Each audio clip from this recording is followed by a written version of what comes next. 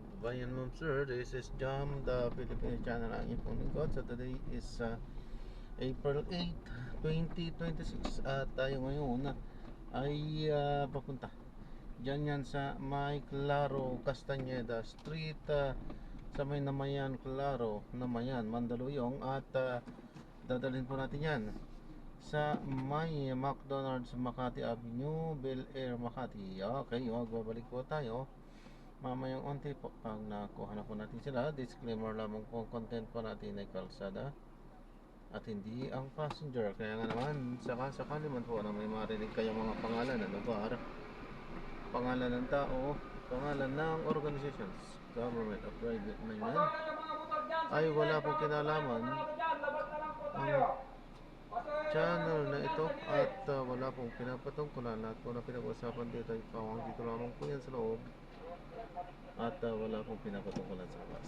Okay po, magbabalik po tayo mamaya konti pag nakakuha na po natin sila. Hindi mo pala mga yun.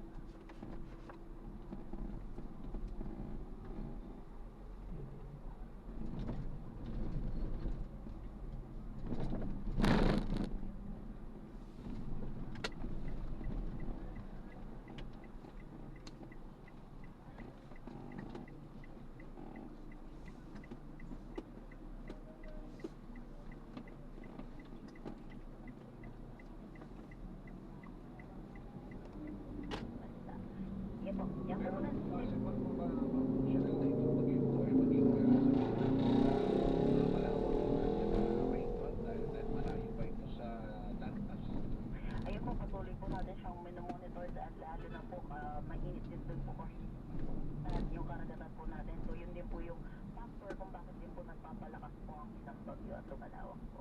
Ayun, at yung posibilidad na ito ay maging super typhoon.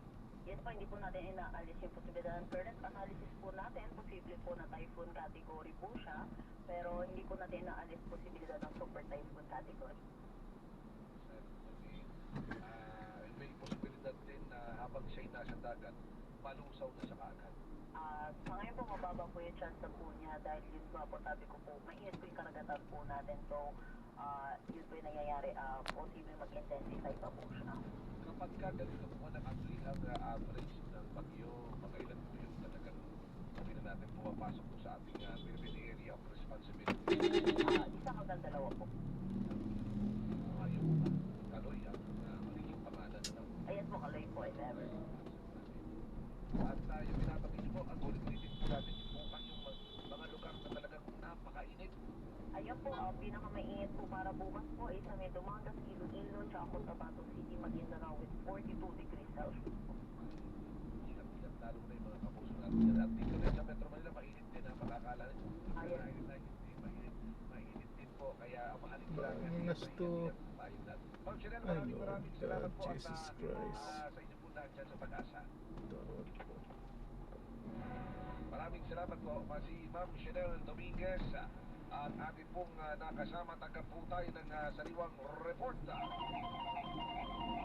World Health Day, kinunita ng DOH sa pamagitan ng pagbibigay ng kompletong medical support sa mga repatriates mula Gitnang Silangan. Report mula kay Tuesday. Prioridad ng Department of Health ang pagtugon sa physical, mental at emosyonal na pangangailangan ng ating mga kababayang apektado ng giyera at biglang nakauwi sa Pilipinas.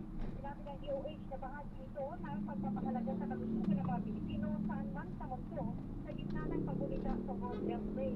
Kabilang ang DOH sa mga ahensya ng pamahalaan na pangunahing tumutugon sa pangangailangan ng mga umuwing OFW at mga Pilipino galing sa Middle East.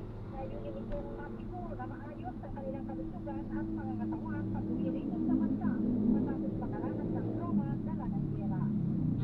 Ito sa Tuesday sa News, GMA Superadyo, DCWB, dapat totoo. DOB Insider, kasama si Carlo Mateo. Maraming salamat na Tuesday nyo. Sa mga ginagawa po parasalang ng radyo, alas 9:35 na po ng gabi. At para hindi po mahuli sa mga balita, sundan ang mga social media account ng Super Radio DCWB. Mag-subscribe po sa aming YouTube channel at i-follow kami sa Facebook Radyo DCWB para makita ang aming mga official social media account. Tutok na para sa mga balitang tama at totoo, mga kapuso. At takot tayo sa ilang mga mensahe. Sabi nga dapat, I don't know, yung ano daw po pala, yung order regulation po ay naibasa noong panahon ni dating Pangulong Ferdinand Valdez Ramos, hindi noong panahon ni dating Pangulong Corazon Aquino.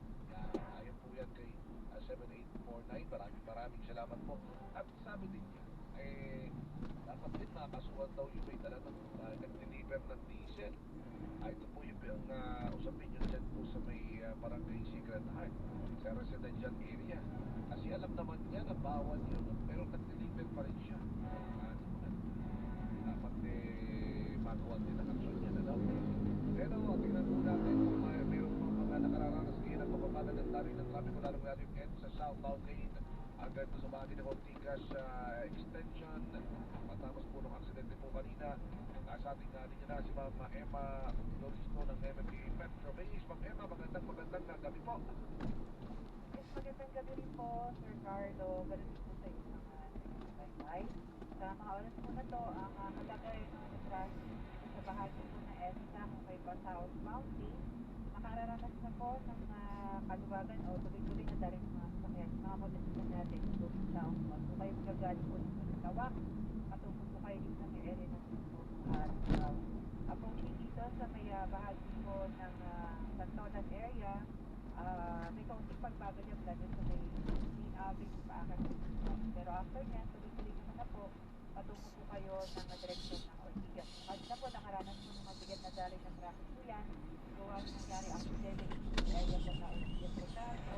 At sa ngayon po ay may pagsulog na mararanasan sa mga oras naman. Pero itong approach naman po, bahagi ng Ortigas sa area po ng Sipay, may kaunting pagbagal pa at makalabas naman po yan ay light traffic na yung bahagi po sa Pilipinas.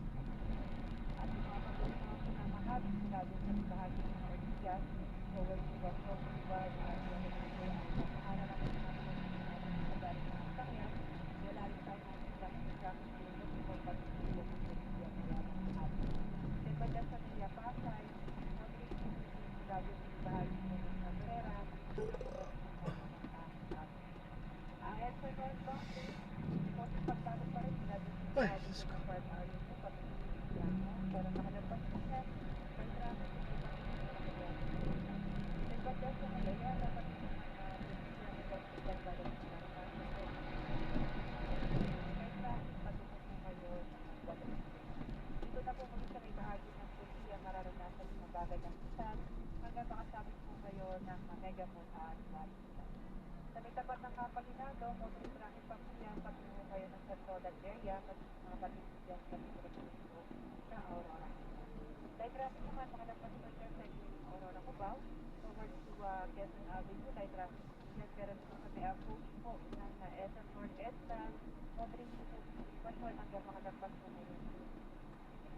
Light traffic naman, after po yan, kung kayo patungo po ng so far po sa mga oras na to, wala naman po tayong regular.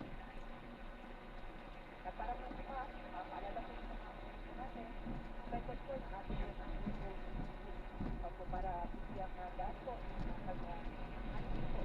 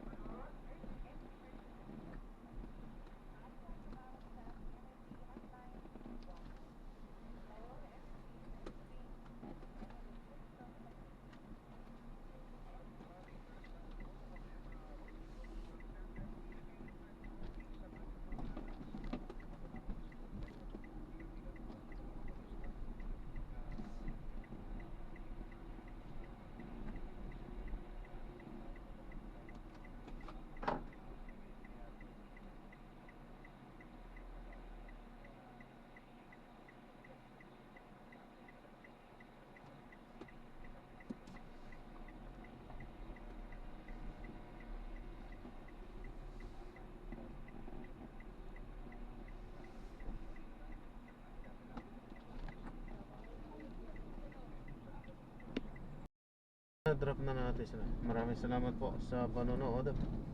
Hanggang sa muli, ingat po at God bless. Paalam po muna, pansamantala tayo ay gagawa na ng ibang video sa ating susunod na mission. Paano po?